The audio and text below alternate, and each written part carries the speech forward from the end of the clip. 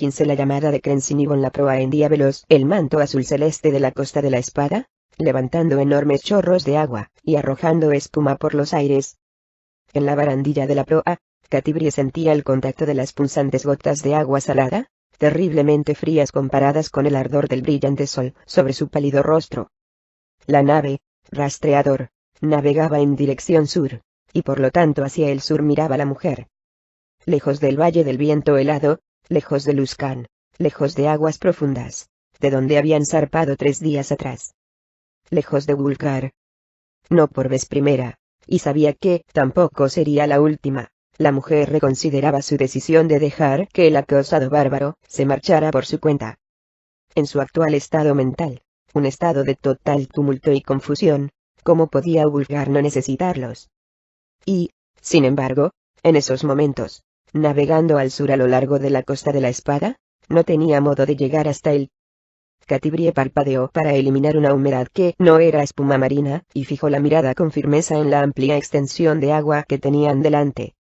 Cobró un poco de ánimo ante la gran velocidad del navío. Tenían una misión que completar, una misión vital, ya que durante todo el trayecto por tierra habían averiguado, sin la menor duda, que Crensinibon seguía siendo un enemigo poderoso, consciente e inteligente, pues era capaz de llamar a su lado a criaturas, para que le sirvieran como esbirros, monstruos de negro corazón ansiosos por aferrarse a las promesas de la reliquia. Así pues, los amigos se habían dirigido a aguas profundas, y tomado pasaje en el barco más sólido que habían encontrado en los muelles, considerando que sus enemigos serían menos en el mar, y mucho más fáciles de identificar. Tanto Drizzt como Catibrie lamentaron profundamente que el capitán Deudermont y su maravilloso duende del mar no se encontraran en el puerto. No hacía ni 2 horas que habían abandonado puerto cuando uno de los miembros de la tripulación había ido tras Drizzt, con la idea de robarle el cristal. Castigado por las hojas planas de las 2 cimitarras, el marinero, atado y amordazado, había sido depositado en otro barco que pasaba por allí en dirección norte, hacia aguas profundas, con instrucciones de entregarlo a las autoridades del puerto de aquella ciudad respetuosa con la ley, para que recibiera un castigo adecuado. Desde entonces, no obstante, el viaje había transcurrido sin incidentes, solo una navegación veloz, y aguas desiertas, horizontes planos salpicados de cuando en cuando por las velas de otro barco lejano. Drizzt se unió a Catibrie en la barandilla. Si bien ella no se volvió, supo por las pisadas que siguieron al casi silencioso Drow que Bruenor y Regis también se habían acercado. Solo faltan unos pocos días para llegar a la puerta de Baldur, dijo el Drow. Catibrie le echó un vistazo, y observó que mantenía la capucha de su capa de viaje bien echada sobre el rostro, aunque sabía que no era para protegerse de la pulverizada agua marina, ya que Drizzt adoraba aquella sensación tanto como ella, sino para mantenerse en una agradable penumbra. Drizzt y Catibrie habían pasado muchos años juntos a bordo del duende del mar de Deudermont, pero pese a ello, el fuerte sol del mediodía al reflejarse sobre las aguas, seguía molestando al elfo Drow, que por herencia, estaba destinado a deambular por cuevas sin luz. ¿Qué tal está Bruenor?, preguntó la joven en voz baja, fingiendo no saber que el enano se encontraba a su lado. Pidiendo a gritos tierra firme, y que todos los enemigos del mundo se enfrenten a él, si es necesario, con tal de salir de este maldito ataúd flotante, respondió el vigilante, siguiendo la broma. Catibrie esbozó una leve sonrisa, nada sorprendida. Ya había recorrido los mares con Bruenor más hacia el sur, y, aunque el enano había mantenido una apariencia estoica en aquella ocasión, su alivio había resultado evidente cuando habían atracado por fin, y regresado a tierra firme. En esta ocasión el enano lo estaba pasando mucho peor, y permanecía largos períodos de tiempo en la barandilla, no precisamente para admirar el paisaje. Regis no parece incómodo, siguió Drizzt. Se asegura de que no quede nada de comida en el plato de Bruenor en cuanto éste declara que no puede comer. Una nueva sonrisa se abrió paso por el rostro de la mujer. Pero también esta vez fue efímera. ¿Crees que volveremos a verlo?, preguntó. El Drow suspiró y volvió la mirada en dirección a las desiertas aguas. Aunque ambos miraban al sur, la dirección equivocada, los dos, por así decirlo, miraban en busca de Wulfgar. Era como si, contra toda lógica y razón, esperaran que el bárbaro fuera nadando hacia ellos. No lo sé, respondió él. En su estado de ánimo, Es posible que Wulfgar haya encontrado muchos enemigos, y se haya arrojado contra ellos con todas sus energías. Sin duda, la gran mayoría están muertos. Pero el norte es un lugar de incontables enemigos. Algunos, me temo, demasiado poderosos incluso para Wulfgar. Va. Bufó Bruenor a su espalda. Encontraremos a mi chico, no lo dudéis. Y el peor enemigo con el que se encontrará seré yo, que le daré una buena lección por haber golpeado a mi niña, y traerme tantas preocupaciones. Lo encontraremos, declaró Regis. Y la dama Alustriel le ayudará, y también los Arpey. La mención de los Arpey arrancó un gemido a Bruenor. Los Arpey eran una familia de hechiceros excéntricos famosos por hacerse volar en pedazos a sí mismos, y a sus amigos, transformarse de un modo accidental, y sin posibilidad de arreglo en diferentes animales y todo tipo de catástrofes provocadas por ellos mismos. Alustriel, entonces acordó Regis. Ella ayudará, si nosotros no podemos encontrarlo solos. Va.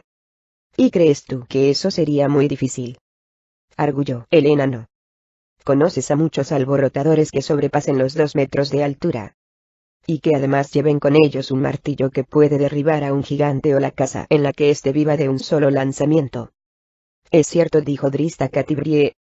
Son las garantías de que encontraremos a nuestro amigo. Ella consiguió esbozar otra sonrisa, pero también en esta ocasión, fue una mueca forzada, y no duró. ¿Y qué encontrarían cuando localizaran a su amigo perdido? Aun cuando se encontrara indemne físicamente, querría verlos. Y si quería, se encontraría de mejor humor. Y, lo que era más importante, querría ella realmente verlo. Wulfgar había herido profundamente a Catibrie, no en su cuerpo, pero sí en su corazón, cuando la golpeó, y ella podía perdonárselo hasta cierto punto.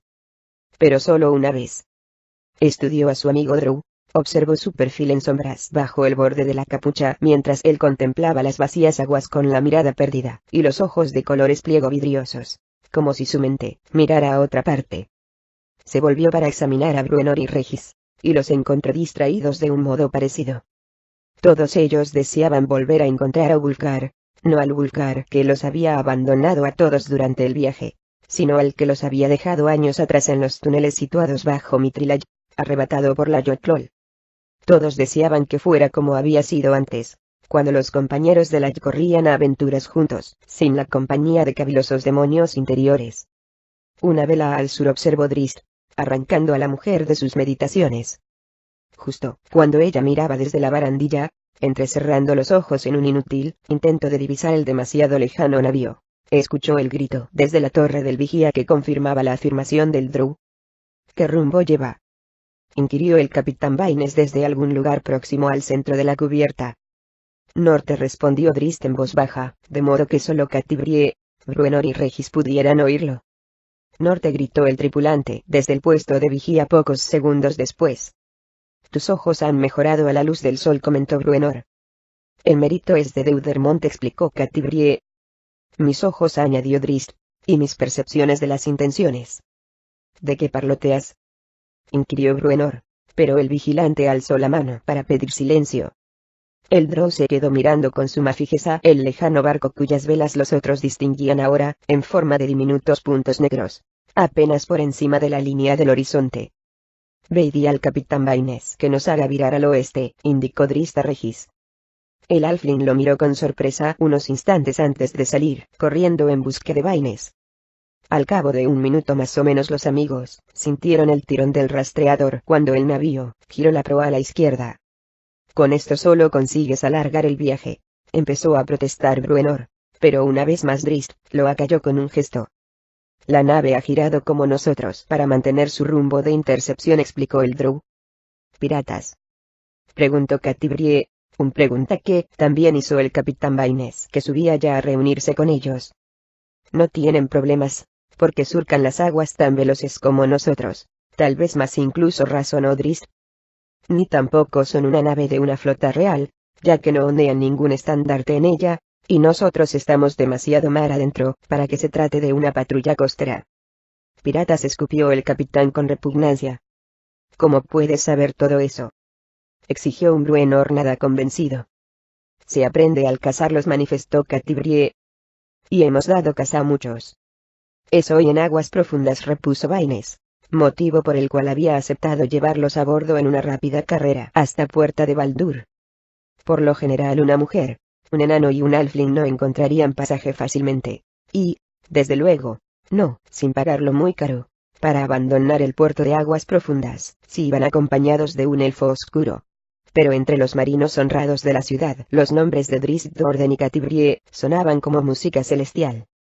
El navío que se acercaba parecía más grande en el horizonte ahora, pero seguía siendo demasiado pequeño para obtener imágenes detalladas, excepto para Drizzt, y para el capitán Baines, y el hombre del puesto de vigía, ya que estos dos últimos sostenían unos curiosos y caros catalejos. El capitán se acercó el suyo al ojo, y reconoció las reveladoras velas triangulares. Es una goleta, anunció. Una muy ligera.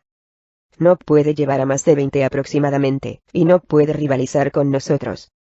Catibrie consideró sus palabras con atención. El rastreador era una carabela de gran tamaño. Tenía 3 hileras de velas, y una proa larga y afilada que facilitaba su marcha, pero también llevaba un par de balistas, y sus costados eran gruesos y resistentes. Una grácil goleta no parecía un gran adversario para el rastreador, desde luego, pero ¿cuántos piratas no habían dicho lo mismo sobre otra goleta, el duende del mar de Deudermont, para encontrarse luego con que hacían aguas por todas partes? Rumbo al sur otra vez, ordenó el capitán, y el rastreador crujió, y se ladeó a la derecha. Casi de inmediato, la cercana goleta corrigió su curso para mantener la ruta de intercepción. Demasiado al norte, observó Baines, adoptando una pose pensativa, al tiempo que se acariciaba los grises cabellos de la barba. No debería haber piratas tan al norte y estos tampoco deberían atreverse a aproximarse a nosotros. Los otros, en particular Drizzt y Catibrie, comprendieron su inquietud. En lo referente a fuerza brutal menos, la goleta y su tripulación de 20 hombres, puede que 30, no parecían dignos adversarios de la tripulación de 60 hombres que tenía Baines. Pero tales desigualdades a menudo podían superarse en el mar mediante la utilización de un único hechicero, como bien sabían Catibrie y Drizzt. Habían presenciado como el mago del duende del mar, un poderoso invocador llamado Robillard, hundía a más de un barco él solo mucho antes de que se hubieran usado las armas convencionales. No debería haber, y no hay, no es lo mismo, comentó Bruenor en tono seco. Yo no sé si son piratas o no, pero sí sé que vienen hacia nosotros. El capitán Baines asintió y regresó al timón, junto a su navegante.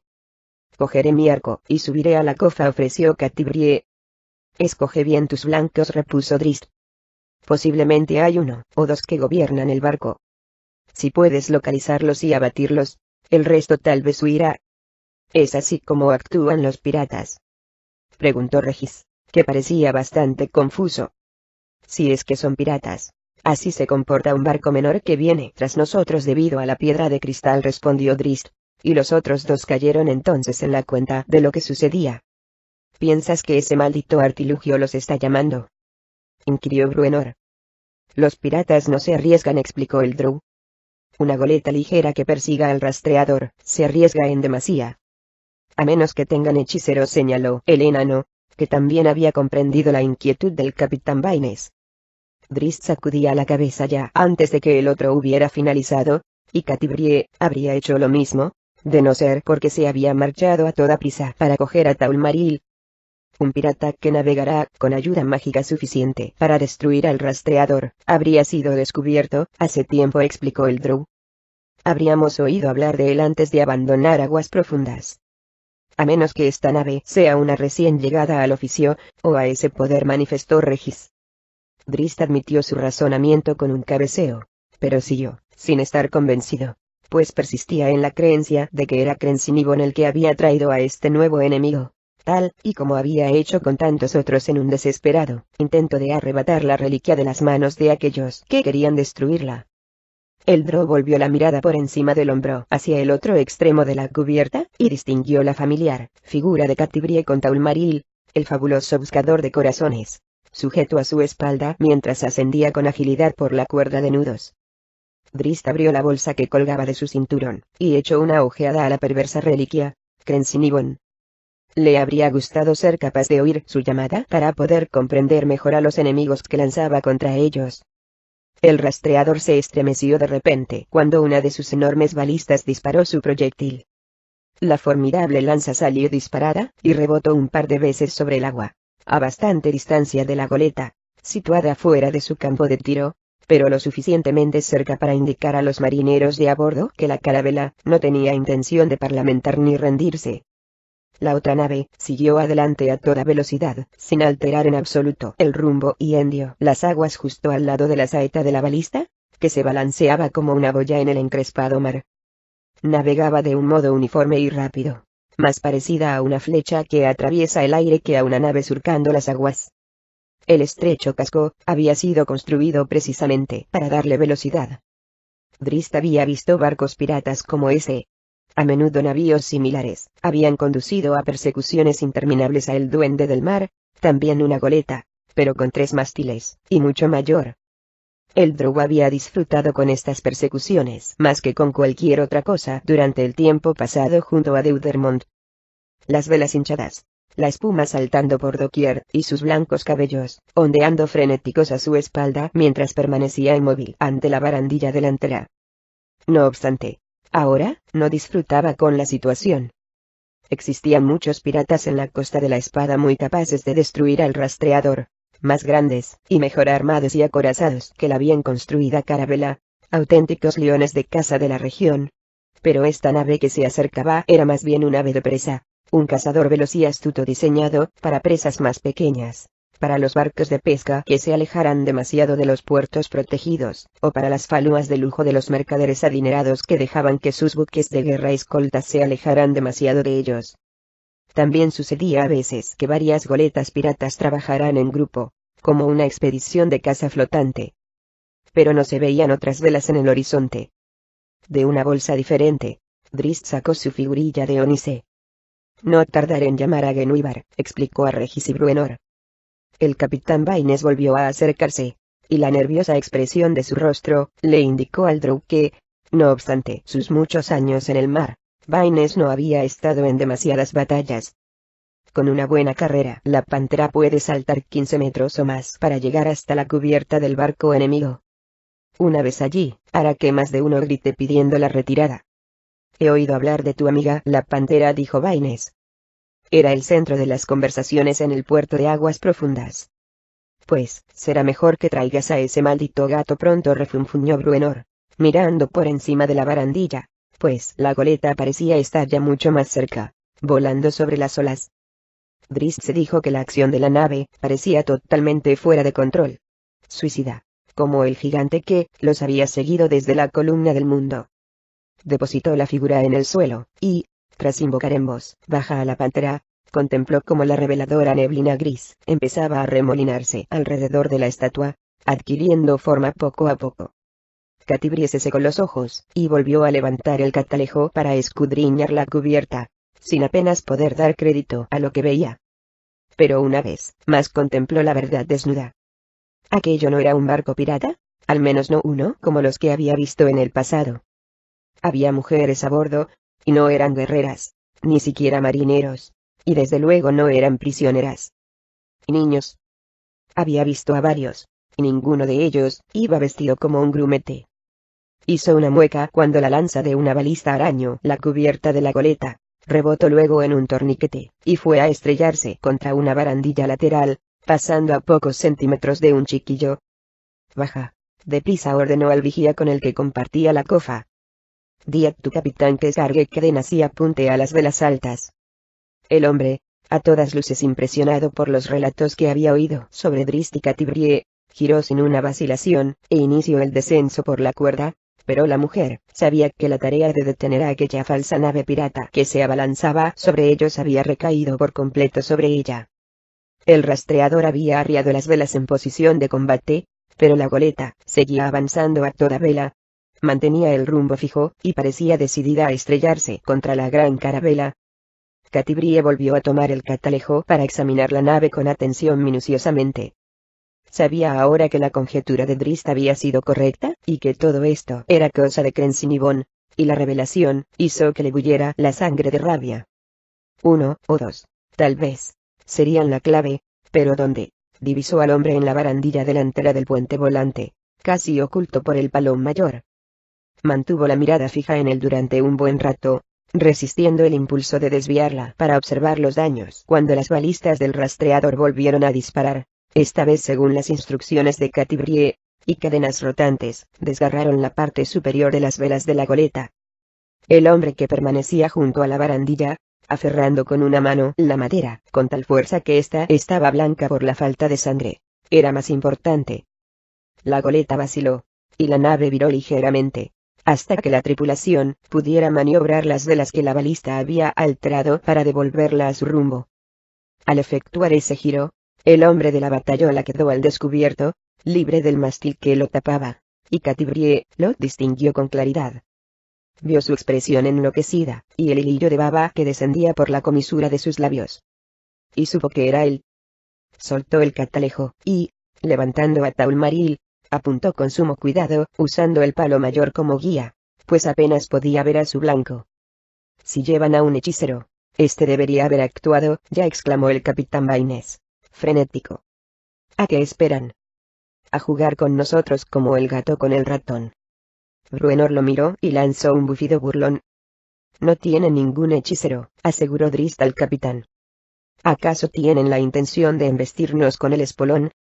Inquirió el capitán. Entonces la hundiremos. Se volvió para vociferar nuevas instrucciones a los hombres de las balistas, para ordenar a sus arqueros que limpiaran la cubierta. Pero, antes de poder decir una sola palabra, un haz de plata desde el puesto de vigía lo sobresaltó, y al girarse, vio cómo el rayo plateado atravesaba la cubierta de la goleta, para luego desviarse bruscamente a la derecha, y perderse en mar abierto. Antes de que pudiera empezar a hacer preguntas, un nuevo haz salió disparado, para seguir casi el mismo curso que el anterior, solo que este no se desvió, y voló más allá del palo mayor. Todo pareció detenerse de improviso, en una pausa tangible procedente tanto de la carabela como de la goleta. «Detén al felino», chilló Catibrie desde lo alto a Drist. Baines miró al Drow, dubitativo, pero este no tuvo la más leve vacilación. Alzó la mano, y llamó junto a él a Genuibar, que había retrocedido por la cubierta para coger carrerilla. «Ha acabado», anunció el elfo oscuro. La expresión dudosa del capitán se desvaneció cuando la vela mayor se arrió, y descendió también la proa de la nave de un modo instantáneo, para hundirse más en el agua. La botavara describió un amplio giro para desplazar la vela posterior triangular, y la nave se inclinó con fuerza sobre un costado, para volver la proa en dirección este, de regreso a la lejana costa. A través del catalejo, Catibrie vio a una mujer arrodillada junto al hombre muerto, cuya cabeza sostenía otro hombre entre las manos, y un gran vacío se instaló en el pecho de la joven, pues jamás le había gustado tener que matar. Pero el hombre había sido su adversario, la fuerza impulsora de una batalla que habría dejado a muchos inocentes sin vidas sobre la cubierta de la goleta. Era mejor que él pagara por sus propias culpas con su vida que no con las vidas de otros. Se lo repitió varias veces. Ayudaba un poco. Seguro de que se había evitado el combate, Drist miró una vez más la piedra de cristal con profundo desprecio. Una única llamada a un solo hombre casi había acarreado la ruina de muchos. Ansiaba deshacerse de aquella cosa,